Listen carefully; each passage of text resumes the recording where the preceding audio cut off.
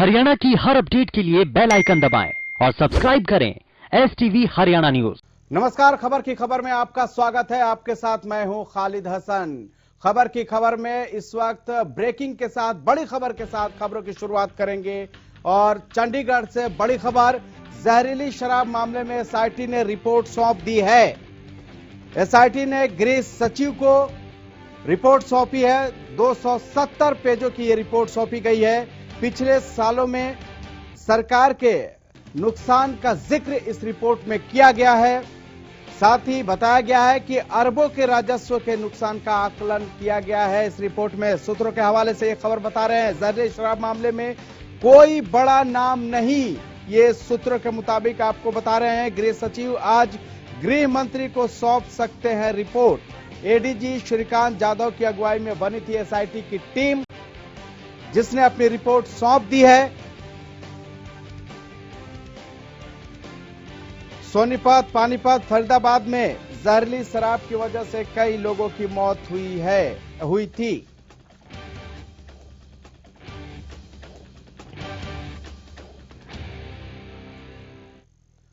इस पर ज्यादा जानकारी के लिए हमारे संवाददाता रवि कालीरमन चंडीगढ़ से हमारे साथ जुड़ चुके हैं। रवि, जो SIT की रिपोर्ट आज सौंपी गई है, क्या उसमें खास है? जी देखिए, 270 पेज की रिपोर्ट है और SIT ने जो IPS श्रीकांत यादव हैं उनकी अध्यक्षता में ये SIT गठित की गई थी उसकी, और जो वो 270 पेज की रिपोर्ट है गृह सचिव को आज कल वो सौंप दी गई थी। उसके बाद माना जा रहा है कि आज जो गृह मंत्री अनिल विज उनको ये रिपोर्ट सौंपी जानी है।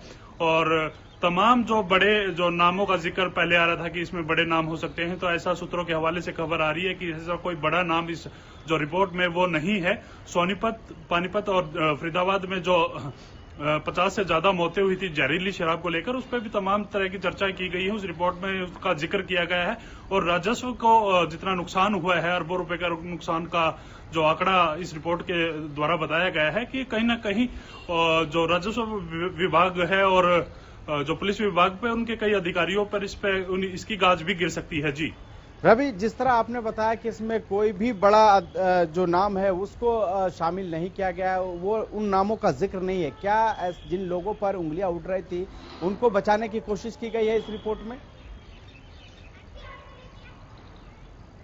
जी देखिए, अभी तक इस मामले में कुछ साफ नहीं कहा जा सकता किन लोगों का इसमें नाम था, किन लोगों का इसमें जिक्र था। कहीं ना कहीं पहले जो सूत्रों के हवाले से खबर आ रही थी, कुछ बड़े लोग इसमें शामिल हो सकते हैं। कहीं ना कहीं इस रिपोर्ट के आधार पर यह लगता है कि कोई बड़ा नाम इस रिपोर्ट में शामिल नहीं किया गया। और तमाम जितने जो लोकल स्तर पे जो शराब माफिया थे, उन्होंने अपने मुनाफे के चक्कर में जहरीली शराब बनाई और लोकल शराब के चलते 50 से ज्यादा लोगों की जो मौत हुई। कहीं ना कहीं जो बड़े नामों का पहले जिक्र हो रहा था वो कम से कम अब इस रिपोर्ट में नहीं है, जो आज जो कल गृह सचिव को सौंपी गई थी। जी, राजस्व घाटे की भी बात कह रहे हैं, आप बता रहे हैं कि इस रिपोर्ट में राजस्व घाटे को लेकर भी जिक्र किया गया है कि इसके वजह से सरकार को भारी नुकसान हुआ है। ये रिपोर्ट इस ओर इशारा कर रहा है, क्या अगर ये रिपोर्ट सौंपी जाती है तो इस पर कार्रवाई की संभावना है गृह मंत्री के पास जब ये रिपोर्ट सौंपी जाएगी? जी बिल्कुल देखिए, जो तमाम चीजें निकल के सामने आई, जो राजस्व विभाग का अरबों रुपए का इसमें घाटे का जिक्र किया गया है कि अरबों रुपए का घाटा हो रहा है, जो शराब, जो अवैध शराब है उसकी बिक्री को भी लेकर, और तमाम जो चीजें थी, जो नकली शराब बन रही थी उसको लेकर भी, और जितने भी जो इसके जांच के घेरे में कुछ अधिकारी आए हैं उन पे बड़ी जो है वो गाज गिर सकती है। जी रवि, हमने लॉकडाउन के दौरान भी देखा कि किस तरह से यहाँ शराब को लेकर एक तरह से कालाबाजारी होती है और किस तरह से लॉकडाउन के दौरान भी, बंद होने के बाद भी लोगों को शराब पहुंचाई जा रही थी। और जहरीली शराब खास करके आपने देखा कि किस तरह से पानीपत, सोनीपत और फरीदाबाद में जो लोग मरे थे, उसके बाद ये SIT की गठन किया गया था। क्या इस तरह के लोग जो जहरीली शराब बनाने के कामों में संलिप्त हैं, उसको लेकर भी कोई एक्शन लिया जा सकता है? कोई स्पष्ट निर्देश इसको लेकर आ सकता है? देखिए, लगातार जो जिक्र हो जी बिल्कुल, लगातार जो जिक्र हो रहा था तमाम जो अधिकारी इस जांच के घेरे में हैं, जिन पे शक था कि कहीं ना कहीं जो शराब के जो माफिया के चक्कर में वो मिली भगत के जो उन पे आरोप लगे थे, उन तमाम जो अधिकारियों पर है जो वो गाज गिरनी तय है। सूत्रों के हवाले से खबर आ रहा है कुछ अधिकारियों का भी नाम इसमें हो सकता है और तमाम जो राजस्व विभाग के अधिकारी कह लो, जो पुलिस के अधिकारी या कर्मचारी कह लो, उनपे तमाम लोगों पर इस पे गाज गिर सकती है। कहीं ना कहीं जो शराब, सस्ती शराब के चलते जो आम लोगों ने जो लोकल जो लोग हैं, जो शराब माफिया है, उन लोगों ने जो शराब बनाई और 50 से ज्यादा लोगों की मौत हुई, तो जाहिर सी बात है 50 लोगों की जो मौत हुई इस पे बड़ा जो संज्ञान जो सरकार की तरफ से लिया जाएगा और जो इसमें सम्मिलित जो अधिकारी और जो कर्मचारी हैं उन पे गाज गिरना तय है। जी ठीक है, रवि काली रमन, आप हमारे साथ जुड़े, इसके लिए आपका बहुत बहुत शुक्रिया। आप नजर बना के रखें, हम आपसे अपडेट लेते रहेंगे। तो जहरीली शराब मामले में एसआईटी ने अपनी रिपोर्ट सौंप दी है। गृह सचिव को रिपोर्ट सौंपी गई है। 270 पेजों की ये रिपोर्ट है और उम्मीद जताई जा रही है कि आज गृह सचिव इस रिपोर्ट को गृह मंत्री को सौंप सकते हैं। और एक और बड़ी खबर से आपको रूबरू करा देते हैं। इस वक्त की बड़ी खबर अंबाला से। रक्षा मंत्रालय ने कैंटोनमेंट हाउस किया भंग। कैंटोनमेंट बोर्ड में चुनाव का रास्ता हुआ साफ। 1 साल बढ़ाया गया था बोर्ड का कार्यकाल। कैंटोनमेंट बोर्ड ने शुरू की चुनाव की तैयारी। तो रक्षा मंत्रालय ने कैंटोनमेंट हाउस को भंग किया है। कैंटोनमेंट बोर्ड में चुनाव का रास्ता अब साफ हो गया है। 1 साल बढ़ाया गया था बोर्ड का कार्यकाल, लेकिन अब उसे रक्षा मंत्रालय ने भंग कर दिया है। कैंटोनमेंट हाउस को भंग किया गया है और अब यहां चुनाव के लिए जो रास्ता है वो साफ होता दिखाई दे रहा है। कैंटोनमेंट बोर्ड ने चुनाव की प्रक्रिया भी, तैयारी भी शुरू कर दी है। तो बड़ी खबर जिससे आपको रूबरू करा रहे हैं, रक्षा मंत्रालय ने कैंटोनमेंट हाउस भंग किया। कैंटोनमेंट बोर्ड में चुनाव का रास्ता अब साफ हो गया है। 1 साल बढ़ाया गया था बोर्ड का कार्यकाल। कैंटोनमेंट बोर्ड ने अब चुनाव की तैयारी शुरू कर दी है।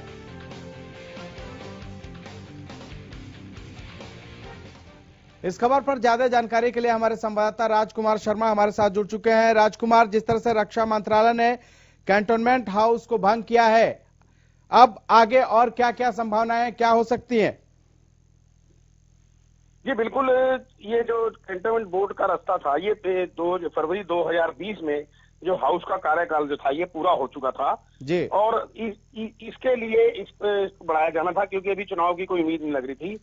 और 1 जनवरी को जो है इसका कार्यकाल जो है 1 साल के लिए आगे बढ़ा दिया गया था जी। लेकिन अब जो है रक्षा मंत्रालय से जो आदेश नोटिफिकेशन जारी हुआ है उसमें इस हाउस को आगामी चुनाव के लिए भंग कर दिया गया है।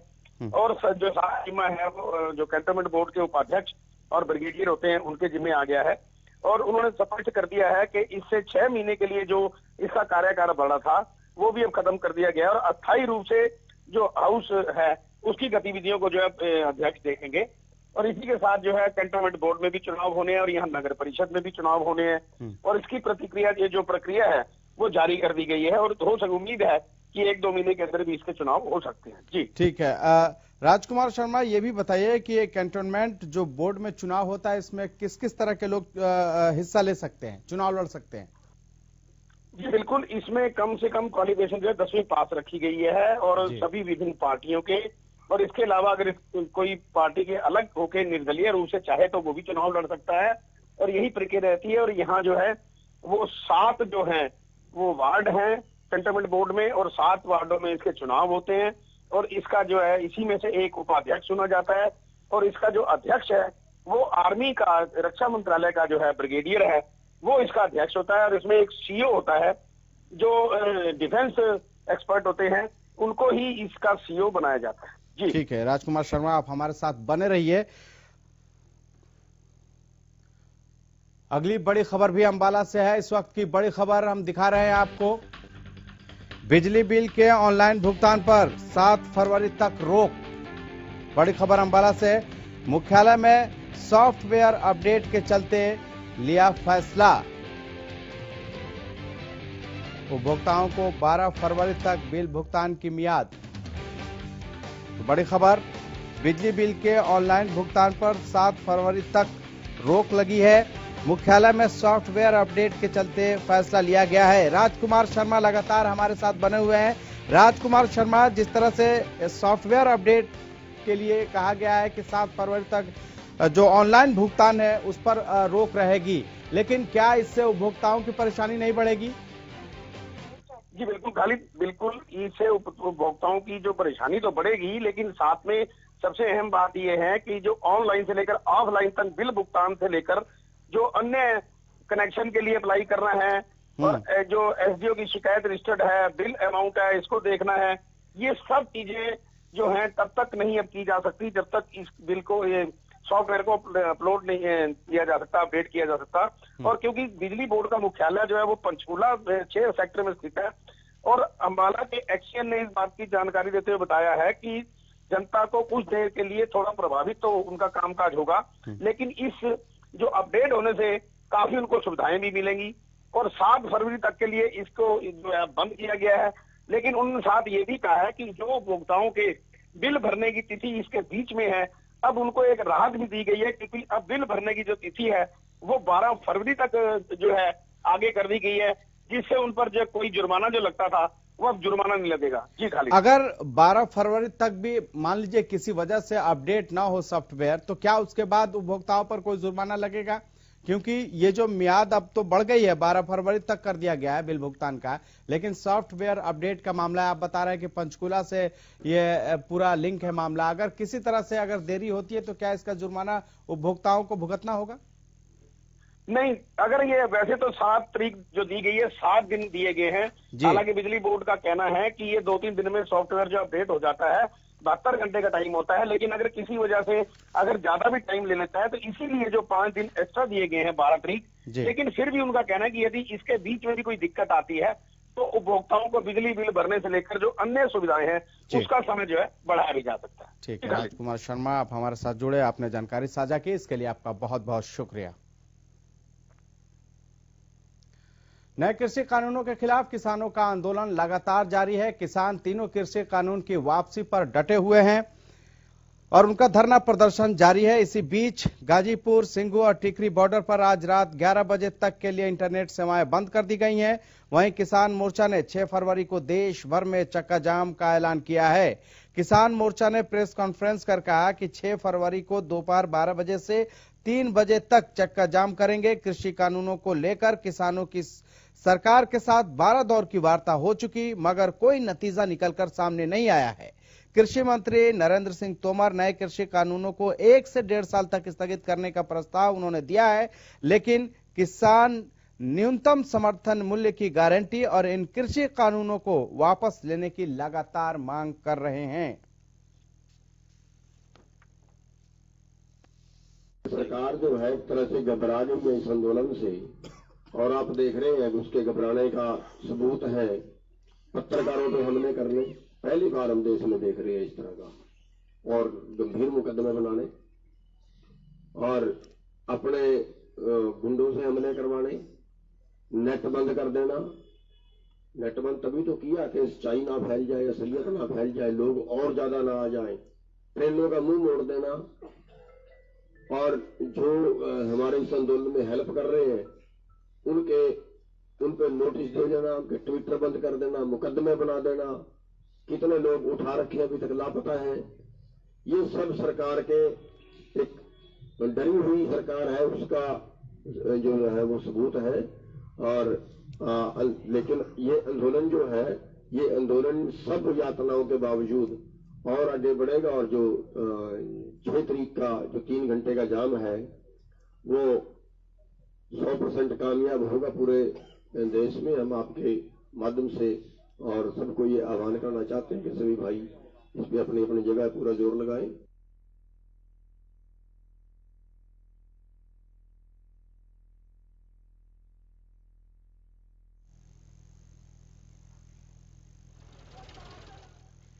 किसान आंदोलन को मजबूती देने के लिए उकलाना के कई गांव के लोग जुटे, इकट्ठे हुए। किसान आंदोलन के लिए उकलाना गांव के लोगों ने 4 लाख रुपए इकट्ठे किए, जिसमें से 2 लाख रुपए की खाद्य सामग्री का आंदोलन में शामिल किसानों के लिए दिल्ली भेजा गया। इसके अलावा ग्रामीणों ने हर घर से गेहूं का आटा इकट्ठा करके भी किसान आंदोलन के लिए दिल्ली भेजा। उकलाना निवासी जसकरण तूर ने बताया कि ग्रामीणों ने किसान आंदोलन के लिए 4 लाख रुपए की धनराशि इकट्ठा की है, जिसमें से फिलहाल 2 लाख रुपए की खाद्य सामग्री किसानों के लिए भेजा गया है।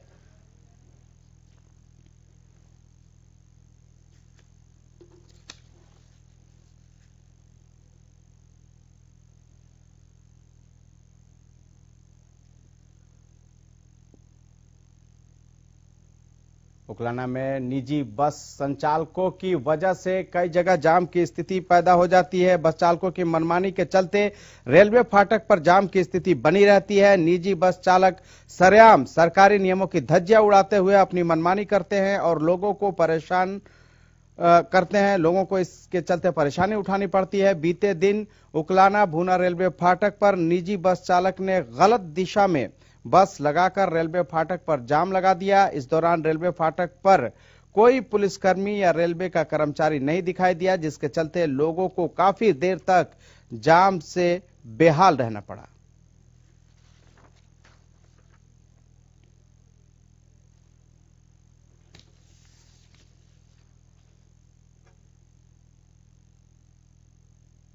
और इस बीच एक बड़ी खबर से आपको रूबरू करा देते हैं। बड़ी खबर बहादुरगढ़ से आ रही है,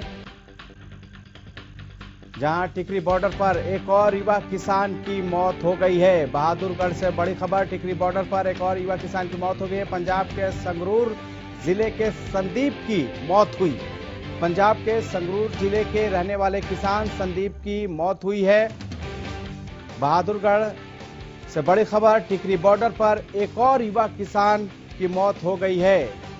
लगातार जो किसान हैं वो 3 कृषि कानून की वापसी को लेकर धरना दे रहे हैं और ठंड की वजह से कई किसानों की जान जा चुकी है। कई किसानों की जान ठंड की वजह से गई है, तो कुछ के हार्ट अटैक की वजह से ये जान गए। टिकरी बॉर्डर पर अब तक 25 से ज्यादा किसानों की मौत हो गई है। प्रवीण धनखड़ हमारे संवाददाता इस पर ज्यादा जानकारी के लिए हमारे साथ जुड़ चुके हैं। प्रवीण, लगातार जो किसान हैं उनकी जानें जा रही हैं, लेकिन समाधान नहीं निकल पा रहा है। जी बिल्कुल, लगातार किसानों की मौतें हो रही हैं। जो पिछले दिनों की अगर बात करें तो संयुक्त मोर्चा की तरफ से जो लिस्ट जारी की गई थी, अगर उसके हिसाब से बात करें तो तकरीबन 150 के करीब किसानों की मौत हो चुकी है। टिकरी बॉर्डर पर अब तक 25 से ज्यादा किसानों की मौत हो चुकी है और मैक्सिमम में मौत की वजह जो है हृदयघात बताई जा रही है, हृदय गति का रुकना बताया गया है। दूसरी तरफ जहाँ तक बात करें उम्र की, तो जो किसान है, जिस तरीके से कल रात के समय संदीप जो संगरूर जिले के रामपुर थैना गांव का रहने वाला था, उसकी मौत हुई। उसकी 29 साल उम्र थी। उससे पहले एक किसान की मौत हुई, उसकी 38 साल उम्र थी। उम्र के पैमाने में जो युवा किसानों की मौत ज्यादा हो रही है बुजुर्ग किसानों के बनिस्बत देखें तो। लेकिन जिस तरीके से किसान आंदोलन कर रहे हैं, आज 69वां दिन है, किसान तीनों कृषि कानूनों को रद्द होने तक आंदोलन स्थल पर ही रहने को आमादा है। वो कह रहे हैं कितनी ही मौतें हुई, लेकिन जब तक कानून रद्द नहीं होंगे तब तक घर नहीं जाएंगे। क्या ये जानकारी मिल पाई है कि संदीप कब से धरने पे था, आंदोलन में शामिल था? तो प्रवीण धनखड़ हमारे साथ जुड़े, इसके लिए आपका बहुत बहुत धन्यवाद। पंजाब के संगरूर जिले के रहने वाले संदीप नामक एक किसान की मौत हो गई है। बड़ी खबर जिससे आपको रूबरू करा रहे हैं। बताया जाता है कि हार्ट अटैक होने से उनकी जान गई है।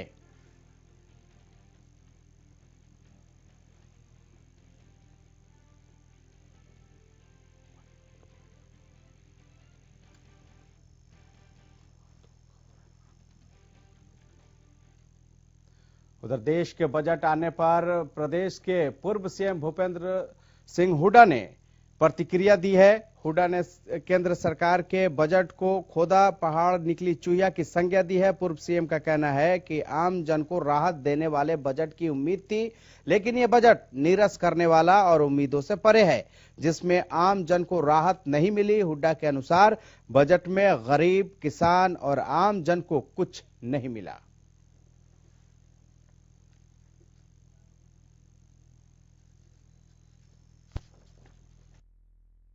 बजट केंद्रीय सरकार ने पेश किया है, वो बजट बिल्कुल नीरस, निराशाजनक और जो उम्मीद थी कि गरीब आदमी को और मिडिल क्लास को कुछ मदद देगा, परचेजिंग पावर बढ़ाएगा ताकि सर्कुलेशन बढ़े, लोगों की खरीदने की क्षमता हो, ऐसा कोई नजर नहीं आया। बल्कि जो इम्पोर्टेंट सेक्टर्स हैं उनमें बल्कि डिक्रीज गया।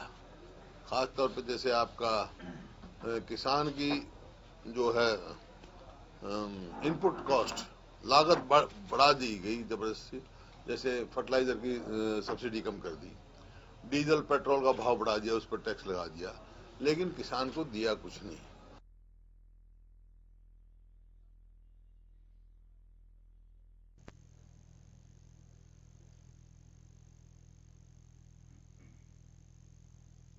कल बजट पेश होने के बाद सिंघू बॉर्डर पर बैठे किसानों की क्या प्रतिक्रिया है वो आपको दिखाते हैं।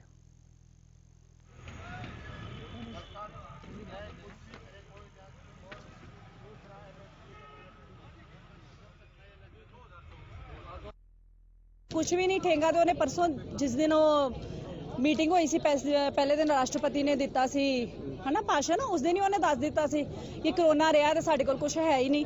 तो बस उस दिन ही हिंट मिल गया सी कि इन्हें कुछ नहीं देना किसी को, ना ही दिता है ना ही देवेगा, क्योंकि ये घटिया नेता आ ते ये कुछ नहीं कर सकता साडे वास्ते। ये अपने आप जो गई है ते जहां अडानिया अंबानिया वास्ते। आज हमारी खाप ने यहाँ इकट्ठे होकर ये निर्णय लिया है, जब तक सरकार अपने तीन काले कानून वापस नहीं लेती। ਜਿਹੜਾ ਅੱਜ ਉਹਨਾਂ ਨੇ ਬਜਟ ਪੇਸ਼ ਕੀਤਾ ਹੈ ਉਹ ਬਜਟ ਦੇ ਵਿੱਚ ਨਾ ਤਾਂ ਕੁਝ ਕਿਸਾਨਾਂ ਵਾਸਤੇ ਆ ਤੇ ਨਾ ਹੀ ਕਿਸੇ ਹੋਰ ਆਮ ਜਨਤਾ ਵਾਸਤੇ ਆ। ਜਿਉਂ ਦੀ ਮੋਦੀ ਸਰਕਾਰ ਬਣੀ ਆ, ਮੈਂ 5 ਸਾਲ ਤੋਂ ਪਿੱਛੇ ਵੀ ਦੇਖਦਾ ਆਇਆ, ਸਿਰਫ ਉਹਨੇ ਆਪਣੇ ਕੁੜਤਾ ਪਜਾਮਾ ਪਾਉਣ ਤੇ ਜ਼ੋਰ ਦਿੱਤਾ ਤੇ ਆਪਣੀ ਡਰੈਸ ਪਾਉਣ ਦੇ ਉੱਤੇ ਜ਼ੋਰ ਦਿੱਤਾ ਤੇ ਦੂਜਾ ਆਪਣੇ ਟੂਰ ਪ੍ਰੋਗਰਾਮ ਕਰਨ ਦੇ ਜ਼ੋਰ ਦਿੱਤਾ।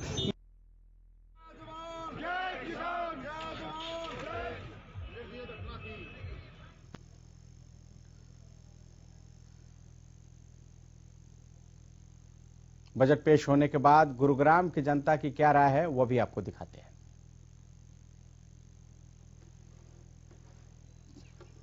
इन्होंने झुंझुना थमा दी, जबकि ये था पेट्रोल डीजल पे सेस ना लगा के, क्योंकि वैसे ही आज की डेट में पेट्रोल की कीमत 84 रुपए पर लीटर है। इन्होंने तो पूंजीपतियों के हिसाब से बजट को बनाया है। आम जनता की पॉकेट पाप ये दिखाइए ना, सेसेस लगाने के बाद अब 1000 रुपए का पेट्रोल डलवाते हो, 1000 रुपए में तो 40 रुपए तो चला ही गया। 40 रुपए में आधा लीटर तो पेट्रोल आता है, आधे लीटर से मान लो 5 किलो चलती है, 6 किलोमीटर चलती है, इस चीज का तो इफेक्ट। मेरी गाड़ी करीबन 70-80 किलोमीटर दिल्ली चलती है, मोटा मोटा अगर मैं मान के चलूँ तो आगे में 4000 रुपये का फ़र्क आ जाएगा, और जो कि कम नहीं है। जिस हिसाब से जॉब सिक्योरिटीज चल रही है उस हिसाब से 3-4 हज़ार का एक्स्ट्रा बर्डन आना कम नहीं है। It will be really huge for a human life. एक आम इंसान के लिए काफ़ी ज़्यादा होगा। किसी इनकम टैक्स की उम्मीद थी कुछ कट होगा एक नौकरी करने वाले के लिए, बट उसमें भी कोई कट नहीं आया। It remained absolutely same. उसके अलावा एक बेसिक नेसेसिटी की चीज़ डीजल पेट्रोल पे इंक्रीज होना, वो तो दोहरी मार है ना दोनों तरफ। ये कि इस बजट के अंदर इनने जो इंश्योरेंस सेक्टर है उसमें FDI 49% से बढ़ा के 74% कर दी है। वो इसलिए कर दी है क्योंकि आपने देखा होगा कोरोना काल के अंदर जो सबसे ज्यादा ग्रोथ हुई थी वो इंश्योरेंस सेक्टर में हुई थी, क्योंकि दुनिया को मौत का बहुत भय सता रहा है। तो उस सेक्टर को भी इनने बिजनेसमैन को जो सौंप दिया है। और ये एक मतलब बेसिकली क्या है कि ये जो बिजनेसमैन का ये फेवर का बजट है, और बड़े बड़े जो 2-3 बिजनेस हाउसेज है उनकी फेवर का बजट है। आम पब्लिक को कुछ भी नहीं है। क्या देखें इस बजट को, इस सरकार को क्या देखें? हमें तो यही समझ नहीं आती सरकार क्या सोच करके बजट को इतना हाई लेवल पे ले जा रही है। तेलों के रेट बढ़ाए जा रही है जी, डीजल के रेट बढ़ा दिए, पेट्रोल के रेट बढ़ा दिए। इनके रेट बढ़ने से पूरे देश के अंदर महंगाई बढ़ेगी घटेगी कौन? जब महंगाई बढ़ेगी तो आम पब्लिक कहाँ जाएगी जो पहले टूटी पड़ी है, GST से टूटी पड़ी है, नोटबंदी से टूटी पड़ी है, अब ये बजट से और टूट जाएगी, इस टैक्स से और टूट जाएगी। ये तो एक विपक्ष कमजोर होने की वजह से उसका नाजायज फायदा उठा रहे हैं, अपनी मनमानी कर रहे हैं। और जिस दिन पब्लिक जाग उठी इनको ऐसा हाल कर दे कि कांग्रेस से भी बुरा हाल। बजट में हमारे लिए ज्वेलर्स के लिए बहुत अच्छा काम किया है इस बार मोदी सरकार ने। मतलब जो इम्पोर्ट ड्यूटी कम करी है, हम पिछले काफी टाइम से कह रहे थे इम्पोर्ट ड्यूटी कम करो, इम्पोर्ट ड्यूटी कम करो। इस बार बहुत अच्छा काम करा है। इम्पोर्ट ड्यूटी का बहुत बेनिफिट सब ग्राहकों को भी मिलेगा, हमें भी मिलेगा, और इससे जो बाहर से सोना स्मगलिंग होता था वो स्मगलिंग भी होना बंद हो जाएगा। और नेट इफेक्ट आएगा 2.5% का। 5% उन्होंने इंपोर्ट ड्यूटी कम करके 2.5% सेस ड्यूटी बढ़ाई है, पर जो नेट इफेक्ट आएगा वो 2.5% आएगा, और उसके ऊपर जो सेस ड्यूटी 5% घटी है उसका मिला के टोटल 2.85% का इम्पैक्ट आएगा, जिसका बहुत बेनिफिट मिलेगा ज्वेलर्स को भी, कस्टमर को भी। बजट में आम आदमी को बहुत निराशा मिली है। नंबर एक तो क्योंकि लिमिट इंक्रीज नहीं किया इन्होंने। दूसरा क्या है कि इन्होंने जो ध्यान रखा गया है, जो स्टेट इलेक्शंस हो रहे हैं तमिलनाडु में, असम में, वेस्ट बंगाल में, उसके ऊपर इंफ्रा पर ध्यान किया, बाकी देश के ऊपर कोई ध्यान नहीं दिया है। दूसरा, इन्होंने ग्रामीण परिवेश के लिए, जो एग्रीकल्चर के लिए, जो वाटर रिसोर्सेज मैनेजमेंट के लिए कोई पैसा एलोकेट नहीं किया है, और ना ये बताया गया है कि कितने पैसे पहले खर्च हुए हैं और कितने अभी खर्च होंगे। ना रेलवे इंफ्रा के लिए कोई ध्यान दिया है, और बेसिकली मैं तो कहूँगा कि बहुत निराशाजनक बजट है, और इसकी मैं तो इसको तीन नंबर देता हूँ 10 में से इस बजट। ये बिल्कुल गलत हुआ है। आम पब्लिक परेशान करने वाली बात है ये आम पब्लिक और ज़्यादा दुखी होगी। उल्टा जो बड़े बड़े ट्रांसपोर्टर हैं, जो मेरे से बड़े ट्रांसपोर्टर हैं, वो सुसाइड ही करेंगे उल्टा। ये तो पहले काम नहीं है, ऊपर से 4 रुपये लीटर डीजल एकदम बढ़ा दिया आपने। मारुति ने पहले भाड़ा उल्टा कम किया, मारुति ने भाड़ा उल्टा कम किया, पहले भी डीजल पहले से बढ़ रहा है, डेली बढ़ रहा है डीजल, उसके बाद 4 रुपये एकदम एक साथ बढ़ा देना, ये पब्लिक के साथ बहुत नाइंसाफी है। पेट्रोल और डीजल पे जब ये इन्होंने सभी पे ये कर दिया, आम आदमी को क्या दिया इन्होंने? झुंझुना थमा दी, जबकि ये था पेट्रोल डीजल पे